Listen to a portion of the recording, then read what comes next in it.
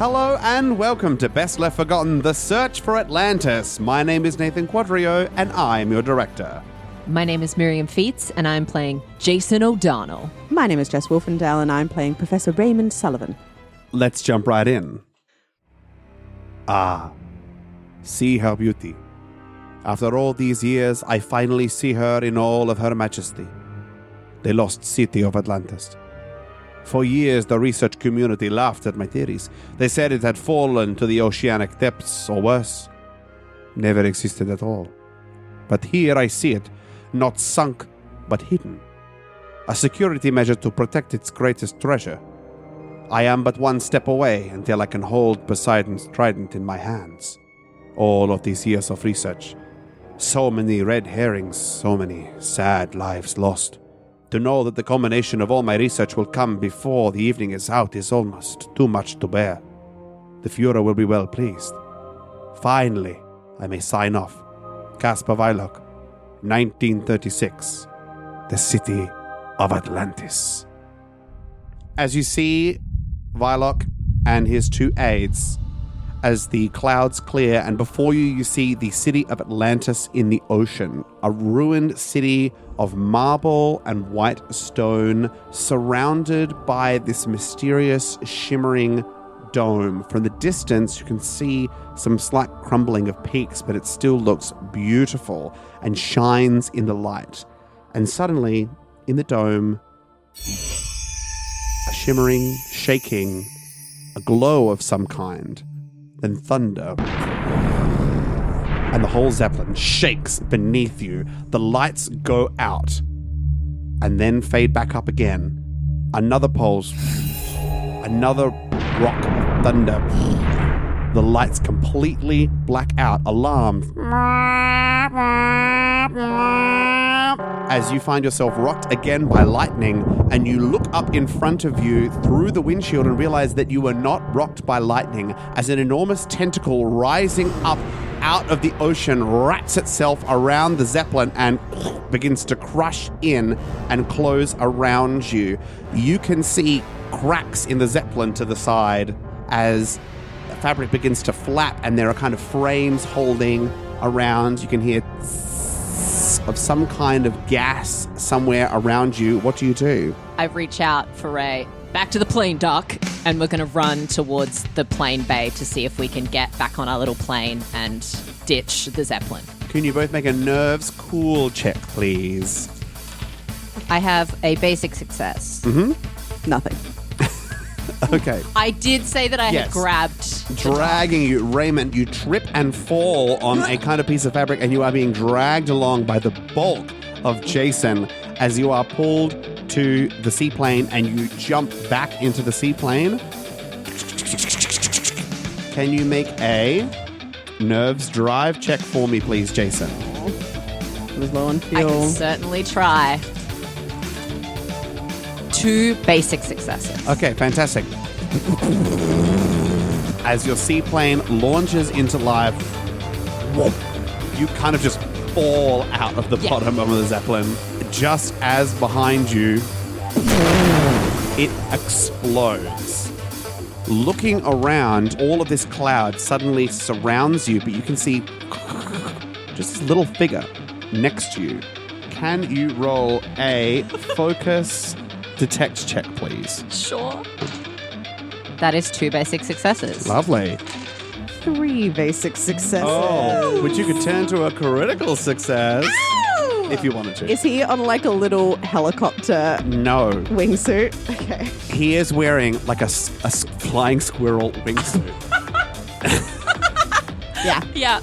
and making a lot more ground towards Atlantis than you are, because your seaplane is kind of heading horizontal. And he's just going, brings his arms in like a bullet. You can see... Like a Red Bull stunt. Yes, like a Red Bull stunt. Exactly. Raymond, you can see the rippling of his cheeks as he is like hitting 20G. It's just his skin pulled back, his eyeballs. Bloody hell. As he heads directly towards the island and the Zeppelin blows up behind you. Are you flying down to the island? I'm flying down to the island. I was rather hoping that was the end of our friend. As you manage to pull the plane, just as you run out of fuel, a heavy, harsh landing somewhere in the ruins of Atlantis. But they are ruins. They are Okay, ruins. interesting. You okay back there, Doc? Yes, I believe so. As you climb out of the plane, you see around you these white, beautiful walls still gleaming in the sun. What from a distance looked like a lovely built structure. Up close, you can see the cracks. You can see the holes. You can see the bricks missing, and that it may not be as strong and as sound as perhaps you saw from above. Also, perhaps protected by wind, erosion, the ocean from this magical dome that has surrounded it. Well, here we are, I suppose. Yeah. It's a hell of a place. And we're not getting out on this old girl, so Not unless the Atlanteans invented fuel. you never know. Could get lucky. Probably not. I hop out of the plane. I will follow you. Are we still wearing Nazi uniforms? I mean, technically, yeah. Yeah, not Nazi. Okay. Nazi-esque, but Yeah. you know. As soon as Jason sort of like jumps down from the plane, he's going to unbutton and sort of strip off the coat. And it's just like a slightly grubby, but in that it's grubby because I've done a lot of physical exercise and it makes me look a little bit hotter way, like white tank top with the slacks and boots. I'm going to give you both a point of luck for your daring escape. In fact, I'm going to give Jason 2 points of luck because I feel like Jason deserves more luck than Raymond for that situation. I think that's fair. I appreciate that. So you stand here in the ruins. Can you both make a focus survival? Hey, basic. Also basic. Okay. There was a lot going on. You were very distracted. Specifically, you, Raymond, you probably have a better idea that you've kind of landed to the southeast of what seems to be the main central part of Atlantis. And you also saw that maybe with a little bit more expert knowledge, that seemed to be directly where Varlock was headed. Obviously, as much as he can control himself in his squirrel suit. You got any idea of where we need to go, Doc? I mean, northwest, I think. If we want to go towards the center, which always seems to be the way of these things. All right. What's the weather like in here? Like, we're in a dome. Does that seem to be affecting the breeze or like the air? Beautiful Mediterranean in the summer. Humid. Glad I took the coat off. Yeah. Yeah, I'm definitely stripping a few layers as well. Not quite that significant. Wow. Hey, we came down in a seaplane, right? Mm-hmm. Do we have any like survival gear or anything in the plane that we could take with us? Absolutely. So there are a couple of things you could take with you. There are 2 life jackets, Great. 2 things of rope, Okay. and a first aid kit. Great. Nice. And just for the let's say, can somebody roll me a D3? Okay. So 3. There is a flare gun Okay. and 3 flares. Ooh, very Ooh. nice. The direction we're heading towards, is it uphill? Is it sort of like streets? What are we looking at? To call it streets would maybe be a bit kind, but it is generally streety, but there's a lot of overgrown places, bushes, some walls have kind of fallen in, so maybe from the top they look like streets, but it's broken down wall. So it's okay, but it's not smooth going. All right, I'm keeping my eye out for like writings or artifacts or anything like that. Beautiful. Can you make a focus no check, please? Or a focus detect check. Ooh, a critical and a basic. Beautiful. And you're heading northwest? Yep. As you move through the Atlantean landscape, you can see a variety of recognizable buildings, Raymond. Although they may not be similar to the buildings that you are familiar with, you can go, this seems to be a place of knowledge, a library. You can see this is a series of homes, a farm, a farmstead. Maybe this is a place where they would have kept some kind of animal, doing some kind of husbandry. You're not sure what would have been kept in this space, but you can identify it. What you do see is you kind of hit like a suburb, a series of homes around a central, maybe a well in the middle that has kind of broken down, so it's difficult to tell if maybe it's a hearth or a well. Even after all this time, you can see that pots are left kind of leaning in homes, that stuff has been left inside the homes and things have been cleared out in almost a rushed way, but stuff was left over as if there was some kind of emergency where people left very quickly. It's always the pottery left behind. It's always the pottery left behind. Well, we're not taking art objects with us. You continue onward, and then you start to see a greater concentration of statues, of powerful figures, these big burly people with armor and muscles and swords and spears. Yes, men, mostly. Yes, men. Unfortunately, Atlantean society is still a patriarchy. And it seems that you're moving into what may be considered the CBD, or the main kind of part of it. And then you can kind of see there's this flow of these very tall statues, taller than others, made of bronze rather than made of kind of the same white stone. Different figures, but all in the same pose, holding tridents that seem to be pointing in a general direction and making almost like this pilgrimage or this path through the main part of the city. Do you follow these? Absolutely. You follow them, and soon we come to a whole series of them along a pathway, and they are holding up their tridents, pointing towards each other to create this archway, heading towards this big, beautiful building, the Temple of Poseidon. Not big on subtlety, these Atlanteans. No. Does feel rather nice going through an Onic art, though. The Temple of Poseidon is this kind of almost shell-like structure spiraling up, coated in various statues and reliefs of fish and shells and octopi, and there is a wide arch to enter with an inscription written around it in ancient language that, because of your successful roll before you had your critical success, I'm going to allow you immediately to translate, Raymond. Yes. To face the sea, you must catch the rising wind. Follow the lesser stars. Fear the darkened depths. You got any idea what that means, Doc? I mean, it could be anything. It could be just a motto they live their lives by, but the placement as you're walking into the temple, I assume it has something to do with whatever lies inside. They're separate thoughts, though. That was very clear. Okay, so 3 separate instructions that maybe we'll have to follow somewhere in the temple. Yes. It could be like an acrostic poem. TFF. Or to follow fear, face the. We'll keep working on it. And you continue down this corridor, and you head in, and there is a downward set of steps heading deeper inside. Don't suppose you have a torch on you? No. Unless there's one in the first aid kit. You are still outside, technically, That's so there is true. still Okay, light great, behind great. you. And as you move down... Worst comes to worst, we Light a flare.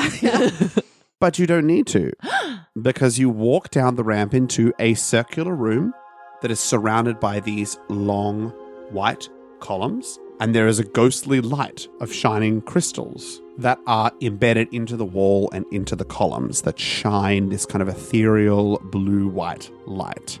Well, ain't that a thing? Yes, absolutely. There are 2 things to note. First, that on the opposite end to the steps is a heavy semicircular bronze door, and there are 4 round faces at the cardinal directions on it, with their cheeks puffed up and their lips pursed.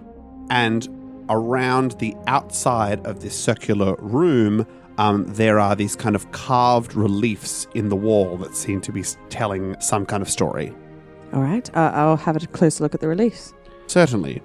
Can you make a focus detect check? And I'd like to take a closer look at the door, just sort of carefully looking for any tricks or traps or... Can you make the same, please? Nothing. I'm going to spend a luck point to move one of my 4s to a 5 and make a critical success. Woo! Lovely. These reliefs illustrate the story of a young fisherman who found Poseidon's trident. So there are kind of several smaller images, but the main story is told by 4 of them. In the first, there is a young man who is demonstrating his prowess out on a boat. He's got a spear that he's throwing into the water, and surrounding him is a crowd that is celebrating him. In a later scene, the same young man is enveloped in this kind of like glow of this circle around him that separates him from others, but his face is contorted in this evil expression. Through some of the following images, we can see the young man turn into more of a tyrant, and the trident that he holds by his side grows larger and larger as his figure grows smaller and smaller. And then there's another image where the Atlanteans have stolen the trident and hidden it deep within the temple that you can see here. And then the final scene shows the trident surrounded by this sea of tentacles and the island sinking down into the water. Interesting. Jason, you're looking and you had no successes at all. Nothing. You're coming closer. You can't identify anything major, but you do see in the mouths of each of these is a little hole. In each of the faces, a little hole. I sort of lean to whichever one I'm closest to and sort of like get my eye right up to it and look through like a little peephole. It's like that awful test at the optometrist where they put a puff of air into your eye. As you put your eye down to it, you get a little blow back into your eye. Hey, Doc, there was something about wind, right? Yes? Okay, well, I think I found something. Oh, yes, it rather does look like they're blowing, doesn't it? They're actually blowing. Oh, right. Like right now? I put my eye up to it and it... Oh, okay. It's not like a steady... I put my hand and sort of do like a wave it in front, see if I feel something, pull it back, wave it in front, see if I feel something, pull it back. It does seem to be pretty steady. Yeah, steady enough. I'm still looking at the mural at this point. It doesn't have to happen to be rising, does it? In what way? Getting stronger, going up in the air? Going up, I would have said. But look for both. I guess Jason will just like, because there's 4 of these holes, right? Mm-hmm. He'll do like a test on all 4 and see if they feel any different, if it's all the same sort of like pressure of air or if one of them's stronger than another. Mm-hmm. They all seem to be, from your like hand movements, roughly the same. Okay. I'm going to open the first aid kit and get out like a little bit of a bandage and sort of wave it and see what direction the air, like is it blowing the material upwards or is it just blowing it outwards or? Mostly just blowing it outwards for all 4. Nothing seems to be going up. Right. Yes, that would make sense. Right. I finally sort of come over. I'm like, any moving parts on here? I had a look, but I'll be honest, Doc, it's not really my expertise. Understood. If I can punch it. Right. Well, let me have a bit of a closer look. The text did say we had to catch the rising wind, so perhaps look for a parachute of some kind. We could... I'll look for a parachute of some kind. Or a bag. I don't know. Can you make a focus detect check? Watch me crit. I'm going to have a look at the wall. Yeah, that's 3 5s. Yeah. Yeah, maybe. Raymond, what are you going to do? And we'll see how I can lean this into Jason's critical success. I'm just going to have a look at this doorway set of faces and see if there's any sort of moving components in or around it that can be triggered. I kind of want it to be focus detect, but it could also be focus fix depending on how you're feeling about this. I'd be going more for a detect. Okay, then let's go focus detect. Just a regular success. So as you are looking, you can feel quite a strong current of air coming out of each of them. As you place your hand over one, the 3 others go just with the increase of the air. There's kind of a note coming out of it. Jason, you know already that Raymond's looked at the reliefs. Yeah. Whatever. Art isn't really your thing. No. You're not a museum-y kind of guy. But you do identify on the ground very subtle carving. Maybe it's been broken down by wear on the floor of people walking or just dust. There is the sun rising, with the rising sun on the right side of the room and then slowly setting as it goes around, and then at the bottom, just a set sun. Doc? Yes? We've got a rising sun on the stone. Oh. Does it? All right. Yes. Is it going clockwise or counterclockwise? Anti-clockwise. So the rising sun would be the one to the right. All right. Well, if we're following the same pattern, then this one on the right would be the rising wind, I suppose. I don't know. If I just cover the rising one, if I cover the one on the right, do the others make notes? It makes one note. Okay. That didn't do anything, though. No. Okay. Would you help me cover all the ones except for this? I'm just spitballing here. Yeah, let's give it a go. Just more air coming through that one is creating a tone. To face the sea, you must catch the rising wind. What does it mean by catch? Cover them all. Try covering each one individually. Yes, I suppose. You give that a go. Let me. I literally just stand back and let you go at it for a bit. I just play it like it's the gopher game where you're trying to hit something where I'm just like, what does this make? What does this make? What does this Whack-a-mole. What does this make? Whack-a-mole, exactly. It seems like, Jason, that there's one stream of air that's kind of being sent to 4 different places. Right. And when you cover one, it kind of diverts the air so that it's just a faster air current coming through the other 3 that creates a note. And then when you cover more of them, there's more air coming through just the one, which creates a stronger note again. Okay. You can both make a focus no check. Oh, I'm so bad at those. Oh, yeah. But that is a basic. A critical and a basic. Raymond, you think about the line, to face the sea, you must catch the rising wind. And you think, and you take a moment to catch your breath. And you think to catch the rising wind is to catch your breath. When you catch your breath, you're an intake of breath. So maybe you need to catch the wind that's coming from this hole. Could you cover those 3 again, please? Sure. Great. And I'm just going to inhale. Like I'm sucking the air out of it directly. Just inhale the air coming from the rising hole. Okay. You go and suck in the air. How? And the whole thing How could it begins tell to that? spin. How does it know? What? No, I thought of that earlier. Then I was like, what? No. How would it know that? And the door rolls back into the ground, allowing you entry into the Temple of Poseidon. I just check in with myself for a moment because I just breathed in unknown ancient air and I just want to just like take a second. You good? I think so. That was, I was not expecting you to do that. No. I mean, it's great. I'm impressed it worked. Me too. Yes, just if I keep checking on my eyes, make sure, they're not, I don't know, turning green or something. I don't know why they would turn green. And Jason's going to sort of step up and put like both hands on the side of your face and just look deeply into your eyes for about 10 seconds. Looking good to me. And slowly you continue downwards into the darkness until you come to an underground chasm that just completely bottoms out underneath you. You cannot see where it goes.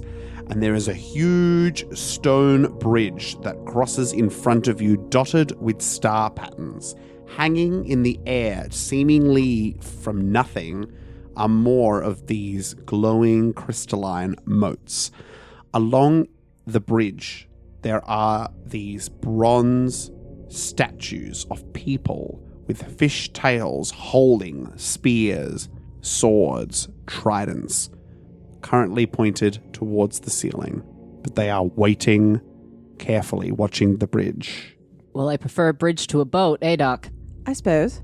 Then there's a chasm below the bridge? Chasm below. Oh, boy. But there are kind of, there are handrails on the bridge. Mm-hmm. Follow the lesser stars, was it? Yes. I'm hoping that's the correct interpretation, lesser being smaller. Are we meant to recognize constellations? Yeah, that was my other thought. Because I can kind of see the Southern Cross a little bit, and like maybe something's Orion's belt. Can you make focus no for both of you? Can it be, as someone who is an adventurer and whose relationship with the stars is maybe a little bit more survival based than knowledge based. You want Could it to I be make this focus survival? Yes, As in, you like, may. I've used this for orienteering more than I've read this in books. I'll allow it. Thank you. That gets me a basic. 2 basics over here. Raymond, you reconsider the translation. So what was written was lesser stars. Then you think about seeing the stars and the constellations raised by, well, in character, out of character, I think by Jason. I think Jason would have pointed out probably the 2 that Miriam Potential constellations. vaguely recognized here. Little Bear is the constellation. Perhaps that could have been that translation, which we know is the Little Dipper. Okay. Right. So perhaps you need to find the little bear or little bears in there. Yep. Little Dipper. So, All right. like, who are you starting us Oh, off? no. This is all you. Yeah, I think Raymond's just going to point out what the constellation is we're looking for, like the little box with the sort of tail on it. Yeah. Okay, great. Miriam, is so locked in on this, and Go for it. maybe I can manage it. We'll see how we go. There's a lot of stars. There sure is. I really love imagining that Jason is so bad at like everything else, and then on this one thing, he's like, no. He I loved see it. He loved doing connect the dots as a kid. Yeah. All the loves skill it. coming back in. It's like that meme of the woman with all like the math scrolling in front of her. But it's just one shape but it's over just and over. the dipper. All right. Is that it? I have a solution. I don't know if it is the solution, but they all look like the constellation, and I think it gets us across. Okay. I love it. So you look at the bridge and you identify a series of these little bears or little dippers as we know it that would lead a path through. And you hope that that is the solution. And it is. So I'm going to give 1 luck to each player. 1 luck for you solving it with the game skills instead of me telling you. And 1 luck because you actually did the drawing, Miriam. I think you sort of point out the path and Raymond's still hesitating before stepping onto the bridge. It's okay, Doc. Just step where I step. Nice and slow. Right. Just a path, not suspended.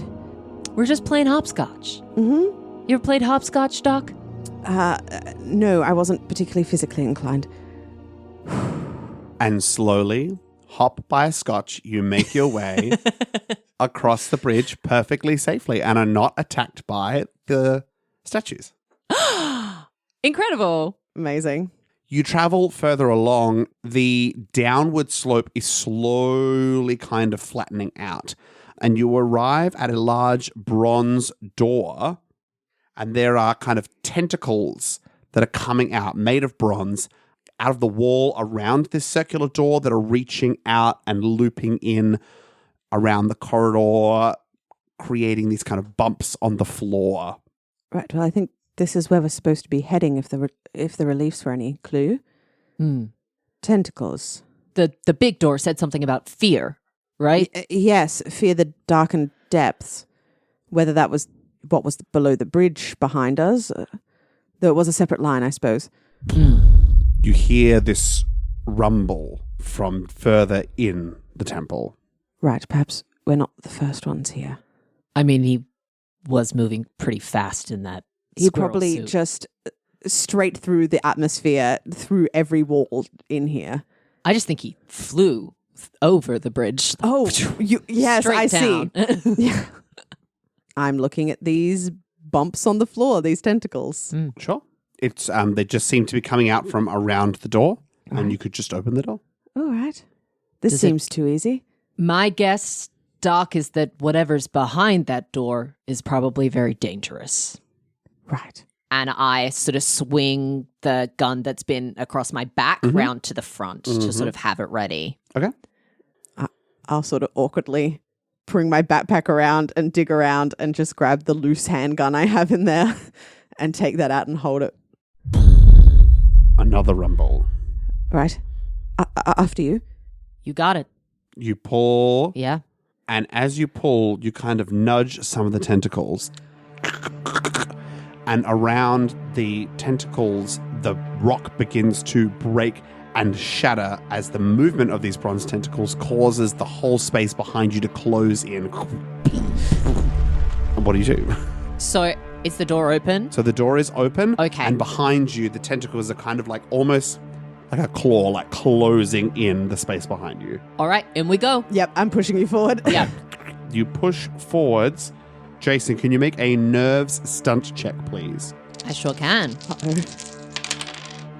Nice. Yeah, that is 2 basic Okay. successes. You are pushed through, and something in your body goes, wait a minute, as you put a foot out, and you're like, okay, there's no floor there, and you step back, Yeah. and you see ahead of you just a whole bunch of pillars on this, again, empty chasm. Pillars that you'll need to hop across Okay. as Yeah. You know, I'm like the door pushing in right behind you behind is you. completely Yeah. blocked off. I think I've got sort of like 2 arms out like this, sort of caging you back from the ledge. Oh, no. No. Mm-mm. It's okay, Doc. We're gonna figure it out. The floor kind of shakes beneath you, and you can see some very slight cracks appearing on the floor. I think we just gotta go. Yeah, go. I'm right behind you. Can you make either a brawn stunt check or a nerves stunt check? Both of us? Yes. As you make the run across. I'm happy to take an alternate if you'd like to do something different. I think this would be like a brawn stunt for Jason, where it's the pure, like, crashing through the way that he always does. Mm-hmm. Okay. I'm going to spend a luck point to turn that 2 into a 3 for a critical success. Can you, following that critical success, make a smooth leadership roll, please? Yeah. Let's give it a go. I'm going to spend another luck point to turn that also into a critical success. Okay. Can you tell me how, in this moment, knowing Raymond is behind you, kind of pushing through, you had a little bit of it before, how you're inspiring Raymond for this moment? I think you look back after jumping a couple, and I'm still just like, I'm crouched, like hands on the floor, just a little bit frozen, not sure how to make that first jump. Hey, look at me. Look at me. You're not going to look down. You're just going to watch me. It's just like we did with the stars, okay? We're just playing hopscotch. One foot in front of the other. You've got it. Okay. Okay. And he's going to go for the first one. And I'm going to give you an extra die to roll. It's the same roll, but it would be nerve stunt for me, I think. I think that's fair. My flaw being afraid of heights. 2 basic successes. Lovely. Okay. And with Jason's leadership, you make your way across as a final bigger than the last sends behind you these pillars crashing into each other, falling down to the chasm below. And you make it to the opposite side. I think like as Jason sort of made it to the opposite side, he like turned around, and as Ray made that last jump, it was definitely a stumble straight and into your just, arms. like, straight into my arms. And I'm just gripping you. I don't care what it looks like right now. I need stability. Okay. It's okay, Ray. We're alive. You did We're it. here. Solid-ish ground. Thank you. You were incredible. I step back a bit. Onwards then. And there is a door moving through. And as you push through that door, just like in a video game, I'm going to give you both 1 luck and 1 spotlight for your successes so far. And you swing open the door into a Greek amphitheater. The steps slowly going down into the middle of this performance space is completely filled with water. So maybe if you were standing in there, it would be maybe knee height. In the middle, now in some kind of strange ancient robes, is Caspar Lilac. Dynamite plunges around him, and you can see these explosions, the rumblings of which you've been hearing as you've been coming through, as he has broken apart the ground of this amphitheater to reveal on a pedestal the trident of Poseidon that he has been seeking for so long. And you can hear this slow hum song that is emanating from his mouth. Ooh, as his hands are reaching out and holding up in some kind of spiritual moment, reaching towards the trident, his hands rising above them and reaching up to the sky. And you can see above a spiraling cloud above you where he would have and landed in. You got any ideas? Stop him? And your voices echo around this beautiful acoustically sound space. We could do something with this. Stop him. And Varlock turns around. His face contorts in anger and he grabs the trident, his body growing in size, his eyes shifting to a blue color, electricity shocking throughout his body. As magic courses through him, he holds the trident high in the air and shrieks. And as his hand thrusts the trident in the air, from the ground, these tentacles lift up and begin to move. And you can see as he points it at you, he is controlling these tentacles that move towards you. You see it coming. I'm going to give you the first quote-unquote initiative. For my movement, Okay. I want to pull out one of the life jackets and essentially like run and like try and skimboard with it because it floats through the middle of the tentacles. Get enough momentum so it's like super fast so they don't have time to like grab me and essentially land right in front of him and just try and like start wrestling for the trident. Okay. This is definitely stunt. That's what I was hoping for. I mean, for you, it will just make a brawn stunt. Incredible. Yeah, that's just a basic. But I have a bit of luck and I would really like to be through these guys. So I'm going to bump up the 5 to a 6 to make it a critical. Okay. The critical is definitely going to get you there without being caught by the tentacles. Yeah. So you're there. Yes. I think with the movement and to avoid them, we're maybe not going to get into physical combat with him, but definitely in the space to do that. Great. Awesome. Raymond? I suppose I'm distraction.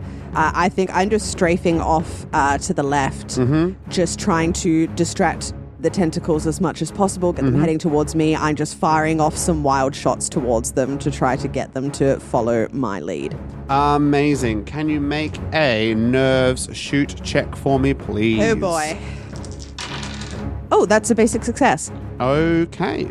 You kind of shoot off on one of them, and due just to the size, the girth of these tentacles, you do manage to kind of like glance one of them, and you have distracted them. This way, you suckers suck on this. As I was sort of just running and shooting. Beautiful. Can you, Jason, make a brawn fight check? As Varlock lifts the trident above his head and attempts to attack you. This is where we need 2 crit. We in need order to crit? defend 2 crits. 2 crits in order to defend. Against. Okay, that's just a basic. Oh, and I don't have enough luck to change all those numbers. You could just change 1 to make it a single critical. You can also re-roll. I hope you can turn it into a crit without spending the luck. But you would lose your basic if that doesn't work out. Yeah. I'm going to spend the luck to have 1 critical and just lock in that roll and just work on damage reduction for this round. He swings the trident down upon you. It stabs you in the shoulder and you can feel this crackle of magical energy as you take 3 grit. Yep. But you do manage to dodge yourself just out of the way as the tentacles lash out at you, Raymond. Can we roll brawn stunt? This is 1 crit required. Oh, it's not Just not even really anything close to each other, honestly. I'm going to use my feat. I meant to do that. After failing a reaction roll, spend 1 luck to cause a positive turn of events. Okay. They're coming towards me and one sort of whips out.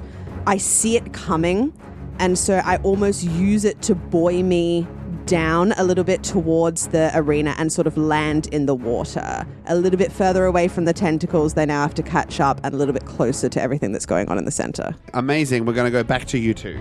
Jason is just going to lock in on Varlock.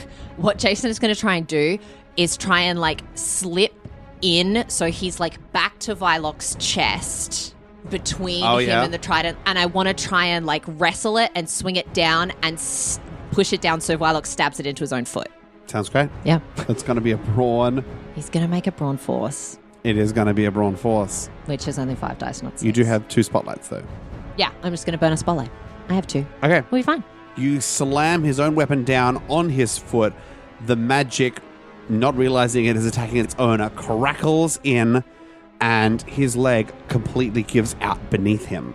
And he falls to the ground, still holding, but you've given him the worst case of dead leg. Incredible. Beautiful. Raymond. Since I'm heading down that way, tentacles behind me, I see this moment happen. I want to press the advantage on that. I'm going to ignore the tentacles behind me for the moment, and I'm going to, probably unsuccessfully, aim and try to shoot towards Vylok's hand to get it off of the trident. Nerves shoot. Yep. I don't want to throw this into the mix, but I feel like I do have to say, the way that it is right now, there should be a level that if Jess outright fails, I think there should be a risk there for me. I was going to spend a spotlight on it, but let's roll, you baby. can spend a spotlight, please. Yeah, that's fun. Describe it in a super cool way and make it happen. Yeah. No, You do a cartwheel. that's a basic success. And I'm going to spend a luck point to make 2 basic successes. I know it won't change much, but it might stop me from shooting Jason. So what's going to happen is we're not going to do any grit damage, but we are going to not break the hand, but the hand is moved off and he is currently holding the trident with only one hand. And I've got 2 on. Great. And you've got 2 on it. Great. Just giving you a bit of advantage. Yeah. Great. As the tentacles whip around and they are going to make a grab for you, Jason, Me? in an attempt to grab and pull you out away from the trident. Can you make a crime stealth roll? What? Rhyme stealth? Sea monster tentacle make a grab I'm for you. so good at that. Crime stealth. I'm so good at that. How dare you? I'm not.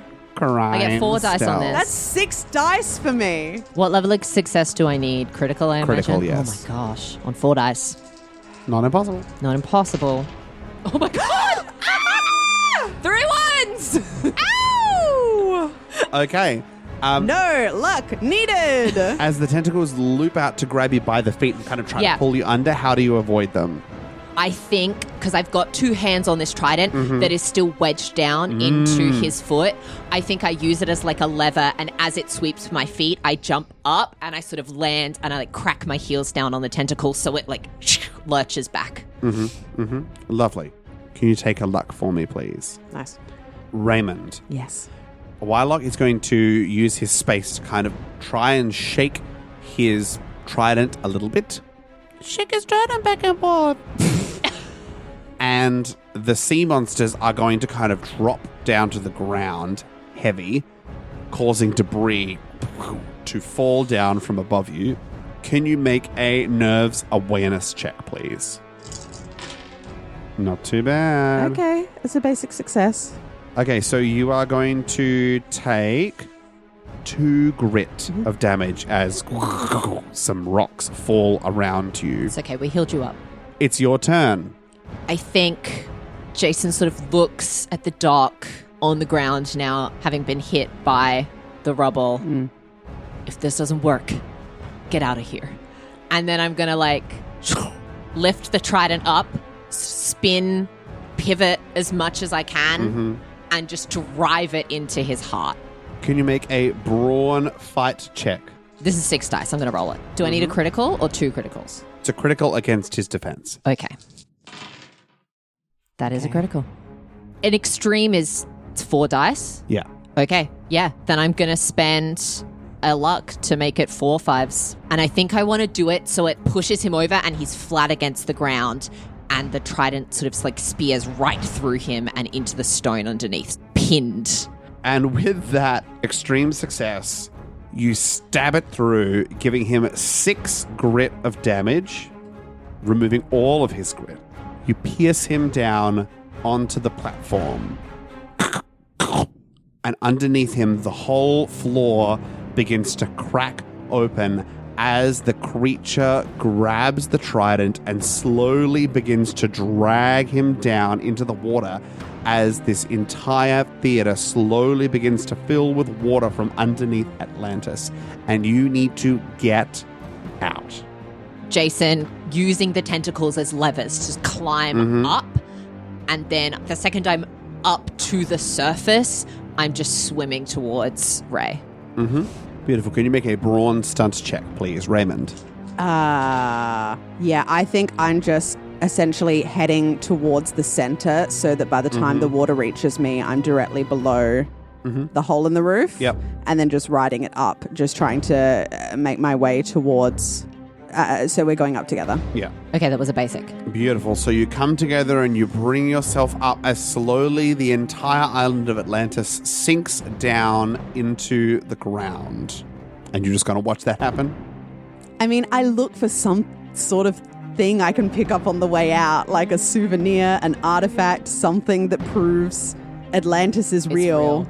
You take a shell carving Awesome. that you grab. I grab a shell, which is definitely proof. And Atlantis sinks down beneath you. You see around you some small boats, ancient Atlantean boats, some old, some broken, but some still structured that are floating as the rest of the island sinks. You swim towards them, climb on board, and return to safety. I think as we're sailing away on the boat, Jason is standing sort of at the mast. And I think Raymond's laying out a very waterlogged map that he's had in his backpack that's sort of just trying to dry it off and figure out where we are and how we can get back to. He's sort of just kneeling on the floor of the boat. You know, I've been thinking about something, Doc. Something about the lost city of Atlantis and all of its treasures just sunk beneath the waves once more. I guess that too. That last room said to fear the darkened depths, and I gotta be honest with you, Doc, there's only been one thing I've truly been scared of doing this entire journey. Looks up towards you. What's that? Mind if I show you? Of course. And Jason reaches down and sort of pulls you up, and there's a moment where we stagger because we're in a boat, and he sort of settles you. You really do have beautiful eyes. And sweeps you into a kiss as the camera fades away. And that's what we're going to call the campaign.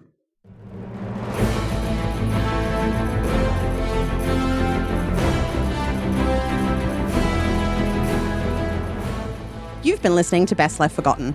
You can find and follow us on X, Instagram, and Blue Sky at Best Left Podcast, and on our Best Left Forgotten Facebook page, where we post updates, info, and additional content.